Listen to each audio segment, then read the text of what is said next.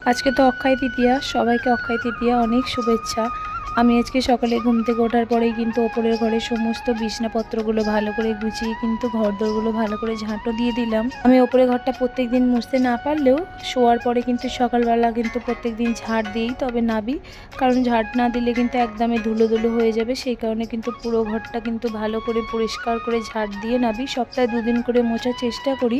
তারপরেই কিন্তু আমি ওপরে একটা বালিশ নিয়ে চলে এসেছিলাম কালকে দুপুরবেলা। সেই বালিশটা কিন্তু আজকে নাবিয়ে দিচ্ছি, কারণ নিচের ঘরে বালিশ একদম নেই, 2টো বালিশ পড়ে আছে। শুতে গেলে কিন্তু অসুবিধা হচ্ছে যখন আমরা একটু শুচ্ছি নিচের ঘরে। এই কারণে কিন্তু বালিশটা নিয়ে লাইটটা নিভিয়ে নিচে নেমে গেলাম। তারপরে কিন্তু আজকে রান্না করেছিলাম মাছের ঝোল ভাত।